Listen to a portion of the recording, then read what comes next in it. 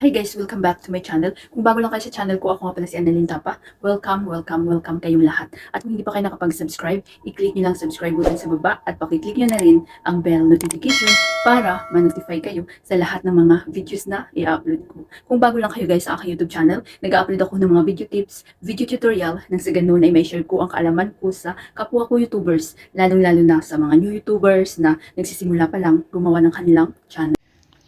Sa video na ito guys, isi-share ko sa inyo how to make a professional thumbnail, attractive thumbnail, clickable thumbnail, at ang gamit natin dito is Canva.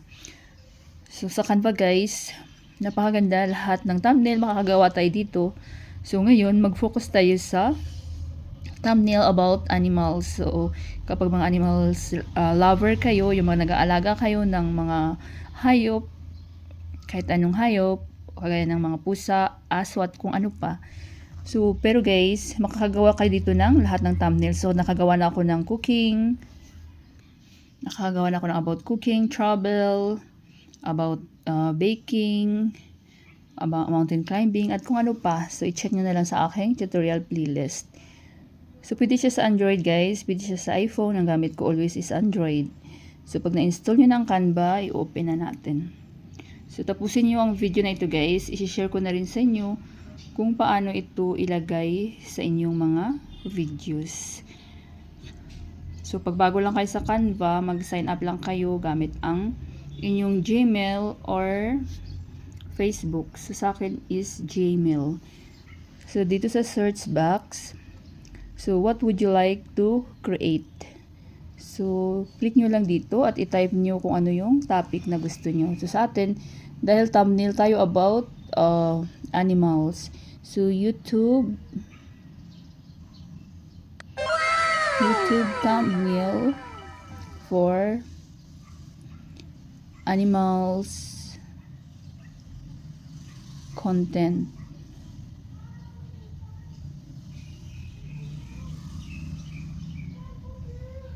Ayan. Then, i-go nyo lang guys. So, ayan. Napakaraming lalabas dyan. So, pili lang kayo kung ano yung bet nyo. So, take note guys, huwag yung piliin itong my crown kasi may bayad yan siya.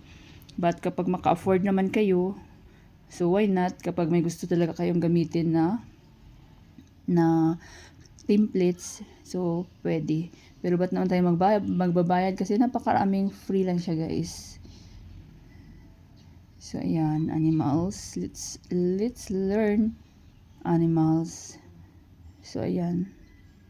So pili lang kayo kung ano yung bet nyo. Scroll lang kayo guys. Ayan. So ipapakita ko sa inyo. So dapat pala guys, mayroon na kayo naka-reading picture ng mga alaga nyong hayop. Kagaya ng pusa or ano pa, turtle, aso. Para sarili nyo talagang photo ang ilagay dyan sa inyong thumbnail. So, pipili lang ko dito guys ng ihalimbawa ko sa inyo kung paano i-edit. So, halimbawa guys, ito yung napili natin na halimbawa, i-click nyo lang yan. So, dapat may naka-ready na kayo guys na sarili nyong photo. Picturean nyo yung mga alaga nyo, kung ano ba yung alaga nyong hayop. So, pag andito na tayo, so ganda dito sa Canva, pwede na siyang mapalitan guys, ma-edit. So, i-click nyo lang to. Ayan. Then, hanapin nyo sa baba ang replace. Ayan, replace.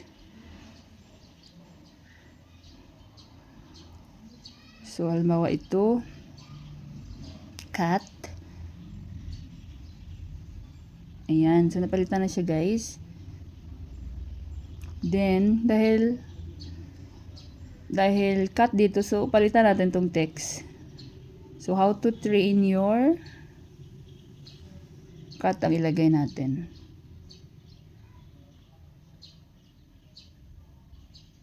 Cats. O, dahil tatlo sila, cats. O, how to train your cats. So, kapag i-edit nyo tong text, i-click nyo lang siya guys. Then, i-X nyo lang siya. Yan, dahil okay naman dyan, yung inedit lang natin is yung cuts. Ayan. So, napakadali lang guys. So, how to train your cat.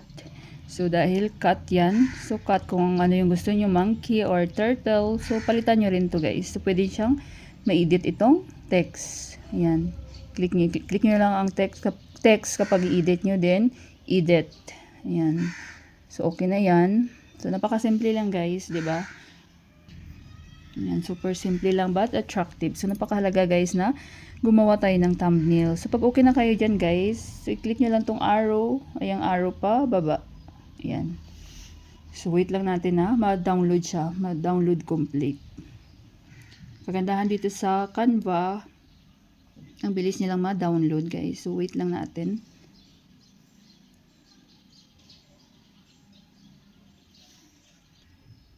So, pag na-download complete na siya, exit na tayo dito. So, i-make sure natin na na-save sa ating gallery guys. Yung nagawa nating thumbnail. So, i-open natin ang gallery. So, ayan. So, yan na, diba? How to train your cat. Ayan. Then, exit na tayo. So, i-share ko sa inyo kung paano ilagay sa inyong videos. So, nakikita nyo ang YT Studio. So, dapat guys, kapag mga content creator kayo, so, dapat naka-install na sa inyo yung YT Studio. So, si YouTube din may-ari nito. Pinapagamit niya sa ating mga content creator para mapadali yung ating work. So, dito na ako nag-upload ng videos ko. So, may mga tutorial ako guys, step by step paano mag-upload ng video gamit ang YT Studio. So, pwede siya sa Android, pwede siya sa iPhone. Ang gamit ko always is Android. So, i-click nyo lang ang YT Studio. So, pag-click nyo, mayroong dashboard, content. So, sa analytics. So, dito nyo makikita yung, kung ano ba yung mga videos nyo na nag-perform na maraming views. At doon kayo mag-focus guys. Kasi ibig sabihin, yun ang gusto ng viewers nyo na panoorin. So, sa content naman, so dito nyo makikita yung mga upload na videos nyo. Short, live. So, minsan kasi nagla-live din ako guys pag may time ako. Then, focus ako sa tutorial. So, community. So, dito nyo makikita yung mga comment ng viewers nyo. So, dito kayo mag-reply or mag-delete ng mga comment. Sa earn, kapag monetize na kayo, so, dito nyo makikita yung inyong earnings kung magkano na. Then, balik tayo sa content. Then, i-view all natin. So, hanapin ko lang guys yung video na ihalimbawa ko sa inyo na wala pang thumbnail. So, ito guys, may mga thumbnail na ito. Ayan. So, super maganda kapag may thumbnail yung inyong videos, di ba? Kasi sa dami-dami ng mga magagaling na content creator, so pag walang thumbnail yung inyong videos, wala talagang magkiklik kahit gaano pa kaganda yung laman ng videos nyo. Kasi kapag hindi nyo lagyan ng thumbnail, si YouTube na mismo yung gagawa siya na mismo yung mag-screenshot guys, para yun ang magiging thumbnail nyo. So, hindi siya attractive. So, yan guys, nakikita nyo. Wala itong thumbnail. So, ito yung halimbawa ko sa inyo. So, i-click nyo yan. Para kompleto na yung ating tutorial. Click nyo itong parang pencil. Then, click nyo ulit itong pencil. Then, makikita nyo guys kapag bago lang kayo sa paglagay ng thumbnail, kaka-upload ng videos nyo, makikita yung custom thumbnail dito. So, ito dahil na-change ko na. So, change yung nakalagay. So, kahit gaano pa guys kaltagal yung inyong videos, kung gusto nyo palitan ng thumbnail, so pwede. So, ito lang yung gawin nyo. So, i-click nyo yan.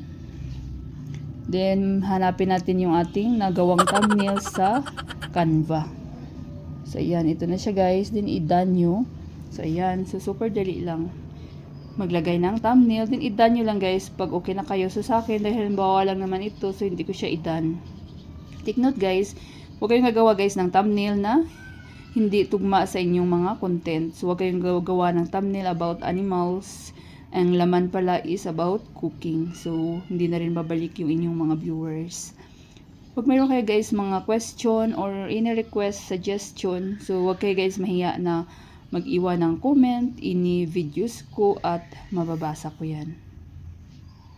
Sana guys may natutunan kayo sa video tutorial ko na ito at maraming salamat sa panonood. Kung mayroon kayong mga question, suggestion, and request, just leave a comment down below at huwag niyong kalimutan mag-like, share, comments, at kung hindi pa kayo nakapag-subscribe, i-click nyo lang subscribe button sa baba at pakiclick nyo na rin ang bell notification para ma-notify kayo sa lahat ng mga videos na i-upload ko. Always be happy guys, be positive, avoid nega. See you next time!